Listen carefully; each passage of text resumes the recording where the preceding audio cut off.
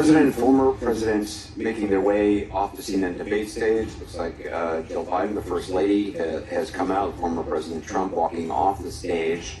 The first debate of the 2024 campaign and the earliest presidential debate ever now in the books and in front of the voters. Tonight, along with Aaron Burnett, the first word on what those voters might make of it from our political professionals, from our CNN Flash Poll and Swing State Focus Group. We'll be talking to surrogates, including Vice President Harris, getting fact checks from our Daniel Dale and new reporting from inside both campaigns. With me here, CNN political commentator Scott Jennings, Kate Bedingfield, David Urban, Van Jones, Alyssa Parr Griffin, and Newsnight anchor Abby Phillip, and David Axelrod, and CNN Chief National Correspondent John King. John, let me start with you. Your thoughts? Anderson, this was a game-changing debate in the sense that right now, as we speak, there is a deep, a wide, and a very aggressive panic in the Democratic Party. It started minutes into the debate, and it continues right now. It involves party strategists, it involves elected officials, it involves fundraisers. And they're having conversations about the president's performance, which they think was dismal, which they think will hurt other people down the party in the ticket, and they're having conversations about what they should do about it. Some of those conversations include, should we go to the White House and ask the president to step aside? Other of the conversations are about, should prominent Democrats go public with that call? Because they feel this debate was so terrible. They do say, in moments in the debate later, the president got better and got his footing, but then at the end, even his closing statement was a little halting. The contrast between the two candidates. Let me be clear. None of them, and a lot of Republicans, don't think Donald Trump had a great night. Donald Trump broke the fact-check machine more than I can count tonight. That will be on the record as we go forward. He refused to answer some very specific and direct questions about his conduct, about January 6th and what all. So that will be dealt with out there. And sometimes there's a parallel universe between the political elites and the American people. It'd be nice to see what the voters say. But I can tell you, it started minutes in. It started with the first couple of answers, and it has continued throughout the night from a, oh my God, oh my God, oh my God, to what do we do about this? And it involves very senior people in the Democratic Party, including elected officials, saying we have a problem. And just to co-sign what John is saying, I mean, the panic that I am hearing from Democrats is not like anything that I have heard in this campaign so far. And a lot of it has to do with, first of all, there was a deep frustration about Trump's lies. I mean, he lied a lot tonight. But the problem for Biden was that Trump was able to take sometimes incredible falsehoods and turn them into some kind of argument, whereas Biden's answers were, in a lot of cases, not coherent. Deeply problematic that he was not able to take pretty straightforward answers and answer them to the American public, and then also at some points bringing things up that teed up Trump attacks. So there's a real concern here tonight that there's been some real damage done that cannot be undone. Biden solidified the perception among voters, but especially among his base. They were hoping that tonight would be a game changer.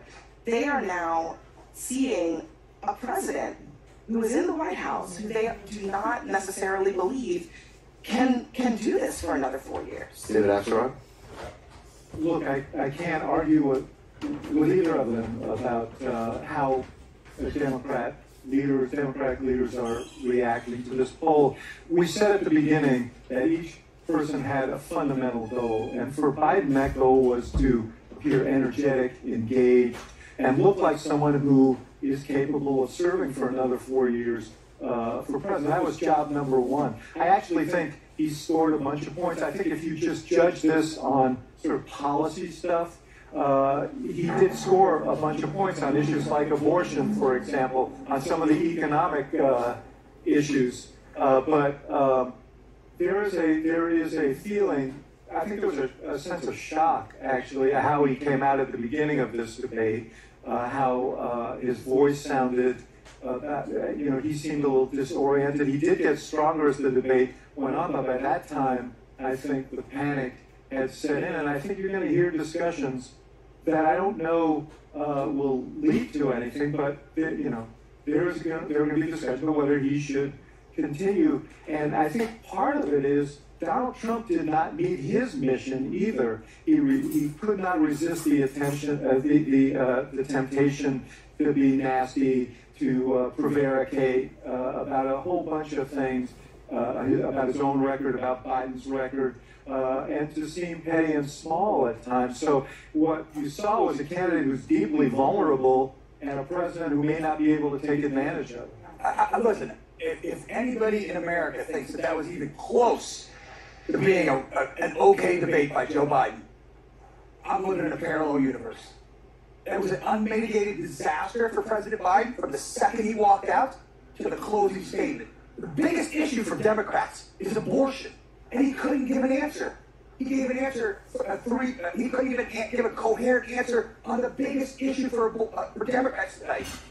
I've heard from leading Democrats across the United States, elected governors, congressmen, who are texting me and saying, I'm worried I'm going to lose if Joe Biden's at the top of the ticket. Bob Casey, I promise you tonight, in the state of Pennsylvania, is throwing up in his mouth because he knows that if he's got to stand next to Joe Biden, he's going down in Pennsylvania. If he's on the ticket, I don't know how it's going to work. Yeah, look, it was a really disappointing debate performance from Joe Biden. I don't think there's any other way to slice it. His biggest issue that he had to prove to the American people was that he had the energy and the stamina, and he didn't do that. And so I think that is of concern, and I think for a lot of Democrats that's very disappointing. I will say Donald Trump also had some really rough moments in this debate, and talking to the Biden campaign, they say their dials started really moving away from Trump as he was increasing his personal attacks on Biden. So I think there was a lot about his kind of character and the kind of personal nastiness that he was putting on display, that doesn't help him with the swing voters that he needs. And I also think you saw him continue to get sort of more and more animated across the course of the debate and, give some really problematic answers about January 6th, some really problematic answers about Putin. So, Donald Trump did not get off scot-free tonight by any stretch. But look, there is no two ways about it. That was not a good debate for Joe Biden. Ben? That was painful. I love Joe Biden. I work for Joe Biden. He didn't do well at all. He did not do well at all. And he looked... I'll give you the analysis, kind of have the old man versus the con man. I can walk you through how I'm supposed to see it and say it, but I just want to speak from my heart. I love that guy. That's a good man. He loves his country. He's doing the best that he can. But he had a test to me tonight to restore confidence of the country and of the base, and he failed to do that. And I think there's a lot of people who are going to want to see him consider taking a different course now. We're still far from our convention, and there is time for this party to figure out a different way forward if he will allow us to do that. But that was not what we needed from Joe Biden, and it's personally painful for a lot of people. It's not just panic, it's pain of what was done tonight. And if I may just add to that, I think Joe Biden lost it in the first 3 minutes. I think a lot of voters probably tuned out, and millions of people are having conversations with their families, with their friends, of if the president is up to the task and if he should step aside. And I'm someone who believes the former president is a threat to democracy. I think he is a threat to the America as we know it. He wants to fundamentally change our institutions. He has laid out what his plan is. I am not confident that that is the man to take him on. You cannot tell me democracy is on the line and then give that performance tonight. If, based on that, in 18 weeks, Donald Trump will be the president-elect. The people doing focus groups tonight, and we'll see if our style group with Laura Coates confirms this, and that Biden actually scores pretty well on the issues when he's talking about the substance. And Trump's numbers went down both because he was ducking questions, he was lying about some things, and he was refusing to answer, and some of it was the tone. They don't like it. So when you see that, when you see sort of the statistics, you're going to look at like, oh, that's a mixed bag. But to Vance's point about the president's performance, that's what caused the panic. So the question is, and my question actually is, what happens? Because it's a great political strength of Joe Biden is his resilience and his stubbornness. It's also sometimes a blind spot because he is so stubborn. It's going to be very hard to someone, and I don't know who it is, who could go to Joe Biden and say, you need to do this, number one. And the question is, again, like, I'm just telling you, to Abby's point, I've been doing this for 30-something years, going on 40 years, and I have never, ever had what happened on this thing tonight happen in the middle of the debate. It started early, and it continued. And to Vance's point, Van made a very important point. These are people who love Joe Biden, who credit Joe Biden for kicking Donald Trump out of the White House. They're Democrats. The Democratic Party is a very diverse party. It fights about a lot of things. It has generational issues. It's had regional issues and everything else. The thing that unites the Democratic Party is trying to keep Donald Trump from getting back into the White House. They love Joe Biden for kicking him out. They don't want him back. They came into this debate nervous. that Biden was in a weak position. They leave this debate panicked. John, if you love the guy, how could you put him out there? If you love him, if you love Joe Biden, if that was my father, you don't want a guy that's... It's a great point. These guys know this better. These guys know this better because they talk to them. There's this legacy in the Democratic Party. You don't challenge the incumbent because when it's happened in the past, they haven't beaten the incumbent, and then the incumbent has lost the general election. It was actually Donald Trump that helped make Joe Biden the nominee because there was a feeling that if there were a primary, that would weaken, that Biden would probably win, but it would weaken him in a general election. And so there were people who could have run and didn't run because the history of that is bad. The point is now he is the nominee of the Democratic Party. This isn't the 60s, okay? Voters choose the nominee. He is the nominee. Only he can decide whether he's going to continue. And as you point out, and as Kate knows very well, this is a guy with a lot of pride and who believes in himself. And the idea that he's going to say, you know what, I had a bad debate, I think I'm going to walk away from this, I find it hard to believe. It was also an analogy, I know Scott, you might have jumped in, but it was also, it was an atypically bad performance, okay? And it was also one night. So yes, was it an important night? Yes, but it was one night in the course of a campaign. So I think let's see how voters react to it. The problem with the one night is that it's a one night that helped confirm people's fears. It's the one night that everybody was watching. That was essentially, Trump said, you ought to take a test. That was his test. And people are going to feel that he came up wanting. Not on the substance. I think he actually won on the substance. I don't think Trump did well. I think what it says to a lot of people, a lot of active Democrats is, man, we can beat this guy, but I don't know if we can beat him with the president. Scott, what do you hear from you? When we came on before this debate, I said I thought this candidacy was teetering. And everybody jumped on me. Every single person out here. And I just, the candidacy has fallen, okay? Man, I know you're speaking from your heart. I'm worried about the president. We should pray for the president. I think his advisors, I think the White House, and I think his family have a lot of explaining to do to their party and to the American people. This night, this one night, was caused by and asked for by the Biden team. They wanted this night. And this is what we got. We have been told for weeks by Democrats who say, oh, in private meetings, I've seen Joe Biden do cartwheels and handstands while doing trigonometry while solving all the nation's problems. We now know that every single person who said that has been lying to the American people. Including Kevin McCarthy? We've been told, Kate. I mean, just saying. Everything we've been told about his mental acuity by these Democrats has been a lie, and everything we think we knew has been confirmed. I got a text from a friend. She's not terribly political. She maxed out the Biden in the last election because she hates Donald Trump. She said to me, I will never forgive the Democratic Party for this election.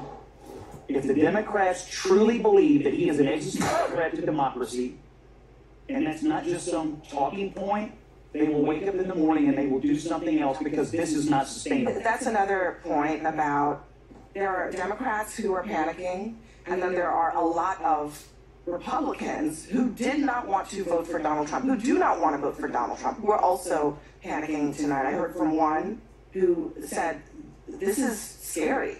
That's how it was described to me. And I second that. There were a lot of those feelings, not just from the base of the party, but other people who really think that there should be an alternative to Trump, who they think is dangerous.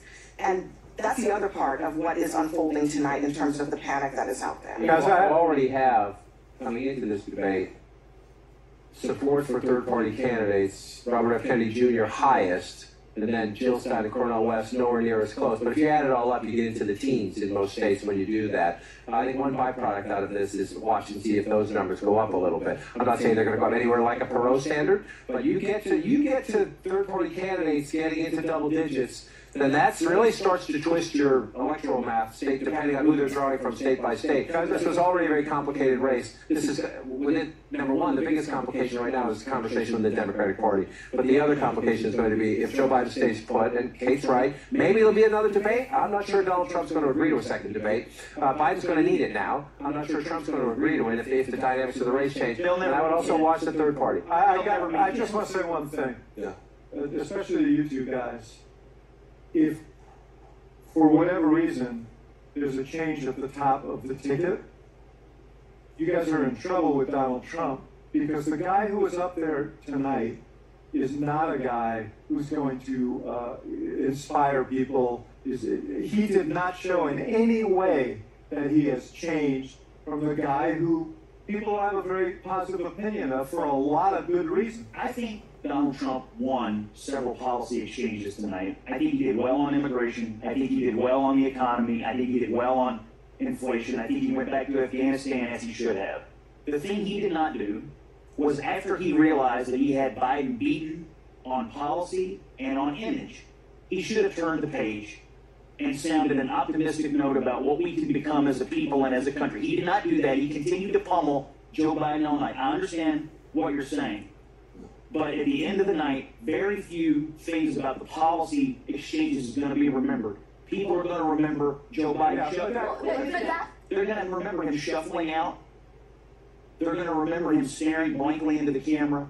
They're going to remember him looking down, losing his train of thought. And they're going to remember that everything I thought I knew, but the White House told me don't believe my own eyes, is actually true. But that's not what I said. What I said, Scott, was if Joe Biden were not the candidate, if there was another candidate, I think Donald Trump would be in deep. Yeah, but if I made that is such a sad state of affairs. Something I was consistently hearing is, what a bad debate, in the sense that Donald Trump lied throughout. He misrepresented. He tried to turn away from key points that he should have given answers on, and kept deflecting. With any normal, generic Democrat next to him, I don't think he would have won the night. But you put somebody who was suffering from the moment that they got out. It was hard to watch. I had to occasionally look away because it was so uncomfortable. I think America deserves better than the options that are in front of them. It's really devastating. And by the way, our allies are watching. Yeah, look, I mean, the way that I would try to phrase it, or less emotional, is Biden stuttered, but he told the truth. He looked terrible, but his policies were good. Trump spoke plainly, but he lied the whole time. And he looked good, but his policies were terrible. I mean, he's going to do nothing on climate change. He was hugging the cactus on abortion. I mean, his policies are terrible. So you have somebody who probably shouldn't be president, and you have somebody who cannot be president in terms of what Donald Trump represents. So we have a problem as a country now, and this might be an opportunity for people to come together and figure this out, because neither one of those people right now are inspiring the confidence that they should inspire, that they can do the job in a way that would be good for the country. But young voters are up for grabs in this election. I don't know a voter under 30 who would have watched tonight and could say, I have confidence in Joe Biden and casting my vote for 4 more years of Biden. And this opens the door, by the way, for the conversation about if Joe Biden remains the candidate, you're not voting for Joe Biden. You are voting for President Kamala Harris. Let's be honest. That is where the Trump campaign is going to go with this. They started down this road with an ad they released today. But this conversation about who you're actually casting your vote for, the volume is going to ratchet up, but I got news for you. She's less popular than he is. That is going to be a big problem for the Democrats if this ticket stays the way it is. Yeah, and Scott's Democratic friend who maxed out, right? That's the sentiment you're going to hear, I think. Some of my Democratic friends are texting me saying, "I can't believe this is where we are." Right? Yeah. I don't forgive. I'm not going to be able to forgive the party for putting in this position. Look, on the lies on Donald Trump's lies, I mean, I spent a lot of time thinking about this throughout the debate, because, you know, we in the media, I sit in the chair and I fact check Trump all the time, so I know these lies by heart at this point. But people watching from home do not. And Biden's job, as the other person on the other side of the stage, is to be the one to very quickly dispense with the lies and to shut them down. And I don't think that happened enough times in a coherent way to blunt the fact that Trump was taking a universe that was built on a house of lies and building building a whole world for the millions of people watching. Particularly on some of the most basic on subject matters that And President Biden should have been able to just. That world that he was able to build, it was not knocked down by the president. That is really at the heart of the problem. He may have won when he was making his discrete policy points, but part of the job on the debate stage is dealing with an opponent like Donald Trump who goes like a mile a minute on things that are not true. And if you don't I'm not sure. I don't think you're giving viewers enough credit. I think what they saw was the Trump that they didn't like, and I don't think he did himself a great service. Yes, and I also think we should just.